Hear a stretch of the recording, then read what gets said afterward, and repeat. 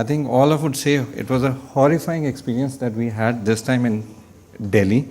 It was not the usual that we used to see. Lot of complications. And I'm just remembered of an Hindi song, an old Hindi song, Pucho na maine kaise rain bitai. So it was a tough time that we had with dengue. And I have a big disclosure to make. I'm not an expert in dengue. I'm not at all an expert in dengue. I was also one of the person who was treating the patients. And at the end of the session, I would like to know your experience about dengue also. So we start with the first case. I thought that it would be an interactive session. I thought we could have voting pads if possible, but I came to know that we don't have. Still, we'll try to cover it in an interactive session only. So this is a case, a 25-year-old female patient. She's admitted with complaint of fever, high grade, into 4 days, abdominal pain, 2 days, decreased urine output into 1 day. The patient is conscious oriented, subconjunctival hemorrhages are present, pulse is 72 beats per minute, blood pressure slightly on the lower side, 100/70, and per abdomen examination, hepatomegaly, CNS, NAD. Other review of system is within normal limit. So what is the provisional diagnosis? What do you think is the provisional diagnosis at this stage? I'll come with the reports, but then what would be the provisional diagnosis at this stage?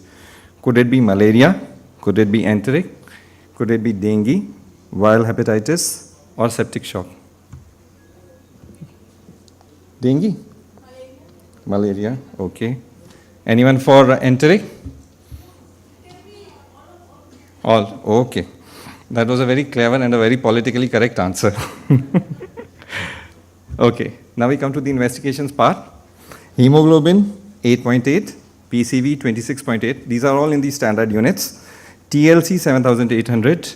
DLC was normal. I think neutrophil count is not written here, but it was normal. Platelet count was 14,000. Peripheral smear, normocytic, normochromic anemia with severe thrombocytopenia.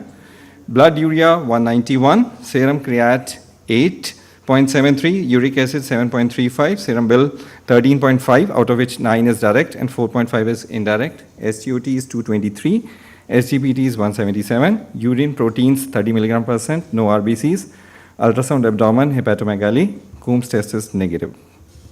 So, what is the diagnosis now? Dengue, malaria, enteric with hepatitis with nephritis, or it is viral hepatitis with kidney involvement. So let us see how the story unfolds. Further investigations, blood culture sterile after 48 hours, dengue NS1 antigen negative, ELISA for dengue negative, both IgM, IgG. Rapid test for malaria is again negative. ELISA for leptospirosis is negative. Anti-HAV IgM negative, anti-HEV IgM negative, and so are all the viral markers. So what is the diagnosis now? Yeah, that's the safest bet. That's the safest bet that you can go for, septicemia. Okay. So what we did, we took her for dialysis on these 2 dates. But repeat dengue serology was undertaken on 7th, 10th, and that was positive for dengue. So I was asked to speak on dengue in clinics. You know, this type of dilemma we do come across in our day-to-day practice, that am I dealing with dengue? Am I really dealing with dengue? So what are the differential diagnoses? You have to keep common things in view. You have to keep malaria, typhoid, yes. During dengue season, you will definitely get some malarias, you'll get some typhoid also. So how do you differentiate between the two? So I have made a slide to show difference between dengue, leptospirosis and malaria. If you said leptospirosis, you were quite right in putting a provisional diagnosis of leptospirosis there because you had subconjunctival hemorrhage, and by Fain's criteria, that was a highly likelihood of getting leptospirosis there, plus the hepatorenal involvement in that case. So how do you differentiate between these commonly encountered illness? Fever, you will see in both the in all the things, dengue, lepto, and malaria. Myalgia, Myalgia is one thing which you'll encounter more frequently in the viral or in leptospirosis. Leptospirosis is also associated with increase in CPK, which is usually not there in malaria. Again, this myalgia you will see in chikungunya also. Rash, more commonly in dengue and leptospirosis. Jaundice more goes in favor of leptospirosis. Leukocytosis goes in favor of leptospirosis, and leukopenia, as you are all well aware, goes more in favor of dengue. Anemia, leptospirosis, and malaria. Thrombocytopenia more in favor of dengue, though you have thrombocytopenia in leptospirosis and malaria also. So there's a good illustration by WHO. What are the diseases which can mimic dengue? And believe me, all of those who have treated dengue patients in this season, they would have definitely encountered this problem, that whether you are dealing with dengue or you're dealing with other infections. So dengue can mimic many clinical syndromes, both infectious and non-infectious. Among the infections, I've taken the common ones: viral, infectious mononucleosis, acute HIV, influenza, viral hemorrhagic fevers, bacteria, typhoid, leptospirosis, parasitic malaria, febrile illness with rash, think of leptospirosis, measles, chikungunya.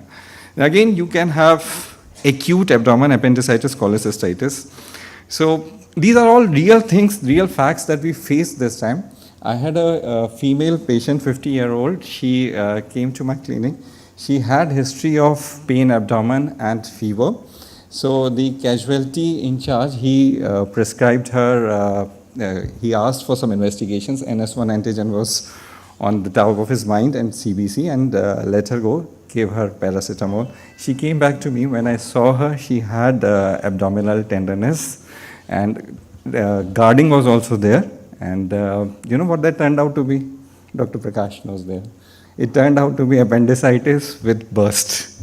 So because during dengue season, we are made to think that every patient with fever is likely to be dengue. We don't think of other differential diagnoses that we might encounter.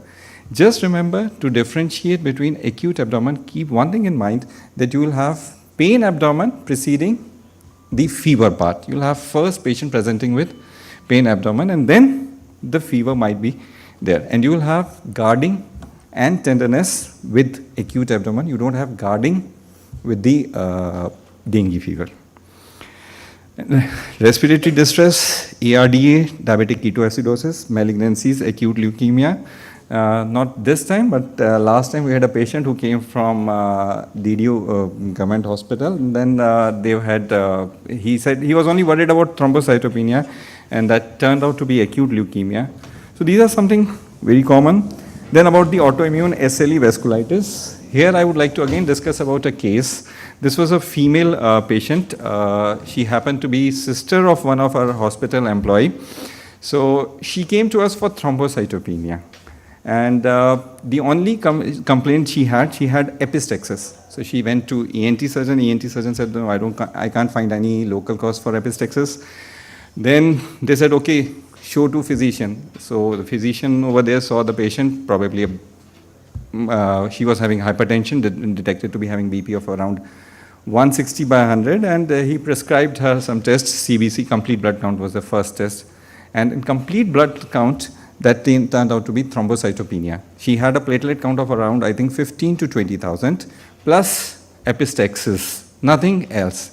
And a later detailed workup of that patient turned out to be that she was suffering from SLE. So, your question, how would you differentiate dengue shock from septic shock? A word of caution, as it may sound very simple from the slides, but when you are in day-to-day practice, you don't find that the things are that easy. So, how can you differentiate dengue shock from septic shock?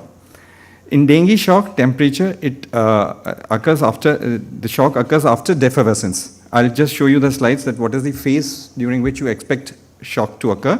Temperature is either subnormal or normal. In septic shock, usually high. Again, subnormal in later stages. Pulse, small or weak. Narrow pulse pressure in dengue, that's the hallmark of dengue, cold extremities. You have bounding pulse in septic shock initially, but then again in septic shock also, you can have cold extremities in the end. Complete blood count, leukopenic, thrombocytopenic in dengue shock, and in septic shock, leukocytosis. Again, there is a catch. If you have dengue with superadded infection, you will have leukocytosis. So there is a catch here. Now we come to the second case. The problem this time was we saw florid picture of dengue this time. The complications involved every organ that you could name of or think of. It was hepatitis, severe hepatitis, nephritis, it was CNS involvement, it was myocarditis. It was one of the severest dengue that we have seen through in our time.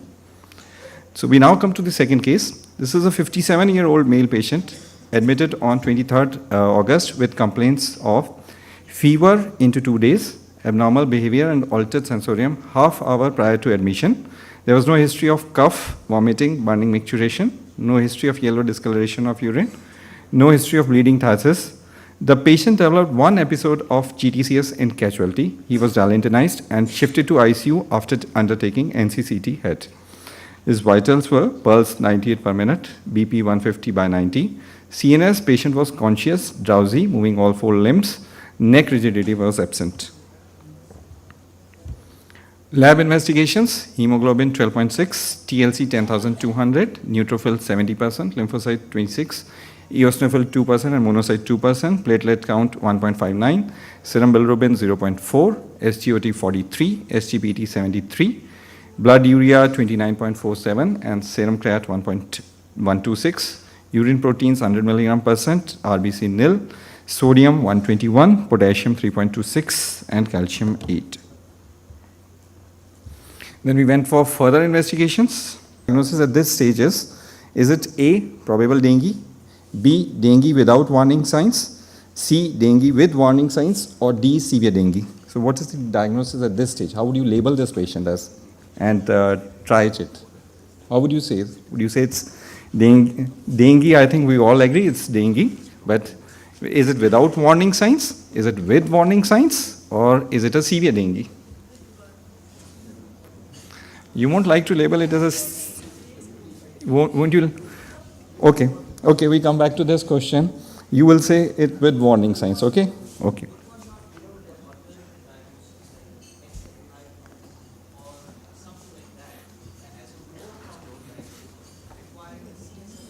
Yes, CSF was undertaken. CSF was undertaken. This is just to make it an interactive session. CSF was undertaken, which was essentially normal.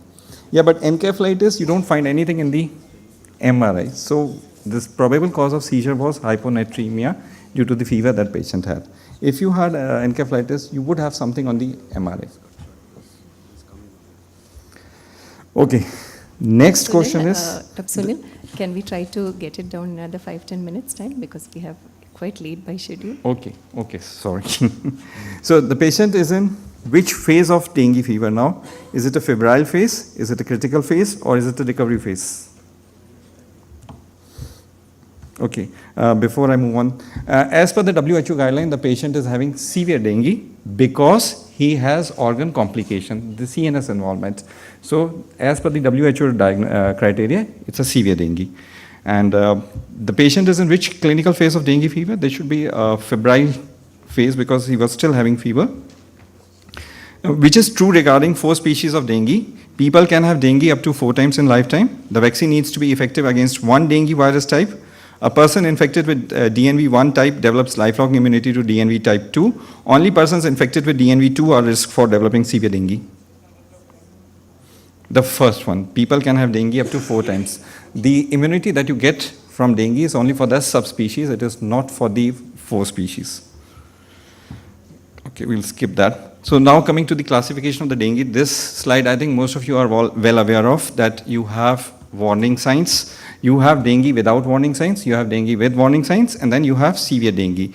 I'll not go with the probable dengue, just mention warning signs. The warning signs are abdominal pain, persistent vomiting, clinical fluid accumulation, mucosal bleed, lethargy, liver enlargement more than 2 centimeter, and increase in hematocrit. And for severe dengue, there has to be severe plasma leakage, severe hemorrhage, or severe organ involvement. So if you have a patient, either the liver involvement is severe or CNS, liver involvement severe, is categorized as SGOT or SGPT, which is more than 1,000 international units. Or you have impaired consciousness, CNS is involved, as in our case, or you have heart. By the way, we had many patients who had myocarditis. They had an ejection fraction ranging anywhere from 20 to 30% in our hospital. So that's the criteria. Now the catch is the government says that don't admit patients without warning signs. But most of the patients would come to you and say that I'm feeling lethargy. So should that be considered as a warning sign or not? So these are the clinical phases of dengue infection. There's an extrinsic incubation period outside in the mosquito before it can become infective. So once a mosquito bites an infected person, it takes around, I think, 8 to 12 days for the mosquito to become infected. This is known as the extrinsic incubation period. Then you have intrinsic incubation period. The infected mosquito bites another person and transmits dengue virus, replicates in person 3 to 14 days before the symptom onset. So these are the clinical phases of dengue that I was trying to talk about.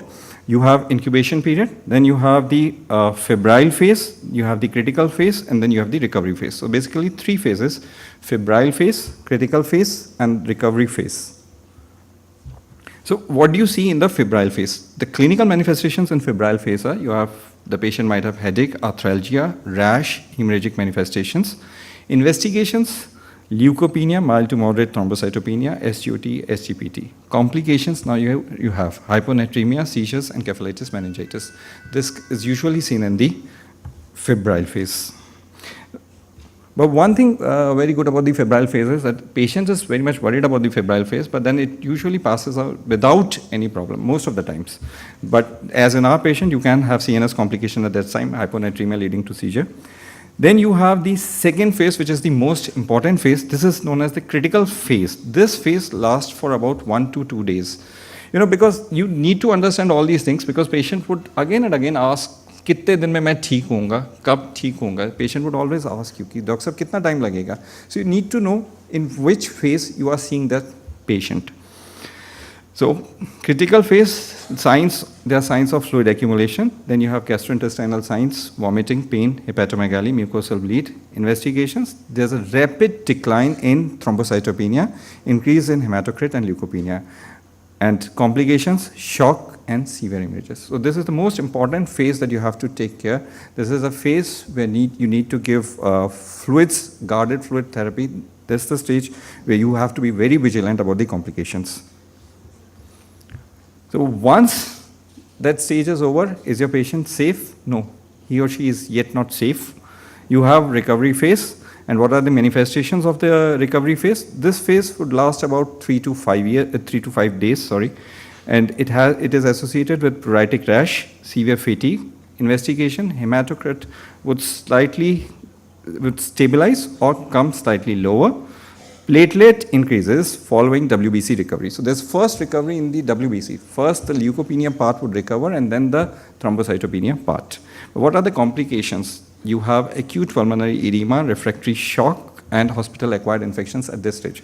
So if you keep on pushing fluids to your patient at this stage, already the fluid is being resorbed from the third space, and you're giving fluid, so you may risk of patient getting pulmonary edema is very high at this stage. So just in brief, try to remember this diagram. Temperature is raised in the febrile phase, then it tries to come back. You may have a second rise in temperature during a critical phase, but usually not. Then the potential clinical issues in the first stage is dehydration, second stage is shock and bleeding. In the recovery phase, there's a resorption of fluids, so stop there. Don't give fluids if your patient is taking orally at this stage. Laboratory changes, hematocrit is initially normal in the febrile phase, then the hematocrit rises in the critical phase, then it comes back to normal in the recovery phase. Platelet count is usually normal in the febrile phase, then in the critical phase, the platelet count goes down, and then it starts recovering. Serology and virology. This is very important. Most of the times what we do is just send NS1 antigen, ELISA and dengue serology both at the same time. You can wait. If you're in a clinical, if you're in your clinic, what you can do is, if the patient has come to you within 4 or 5 days of fever, just send NS1 antigen, CBC, malaria, blood culture. I think these things you are likely to cover most of the infections. Not all, but most of the infections. And after 4 or 5 days, you can go for ELISA method. So what is the plan of management? If admission is not indicated, daily or more frequent follow-up is necessary, especially from day 3 onwards. I don't know how many of your patients followed up daily with you for dengue. I think most of the patients straight away get admitted in the hospital and they don't believe in coming to the clinic daily for evaluation. Serial complete blood count or hematocrit must be monitored. If admission is indicated, refer to the prerequisites for transfer. And this is, theoretically speaking, group A patients who are sent home. Encourage plenty of oral fluids, inform them about the warning signs. Just write down in the prescription that warning signs has been explained to the patient. Give paracetamol for high fever, never aspirin, brufen or other NSAIDs. Admission criteria, this is oversimplified way. That's how everyone puts it. Warning signs, dehydrated patient, not taking orally, hypotension, cold extremities, bleeding. Investigations, rising hematocrit, evidence of effusion, gallbladder wall thickening, coexisting conditions, infancy, other comorbidities, obese. Social, if the person is living alone, far from health faculty. So, to summarize, since we are running short of time, I'll just summarize for you. Dengue infection may mimic many infectious and non-infectious etiologies. All that glitters is not gold. Every febrile and or thrombocytopenic patient during an epidemic may not be suffering from dengue. Some patients can be managed at home also with regular follow-up visits, but then the visits should be very frequently. The clinician should be aware of various clinical stages so that he/she can anticipate peculiar complications, and prevention is definitely the best cure. This is the acknowledgement, and thank you. Thank you, Dr. Sunil.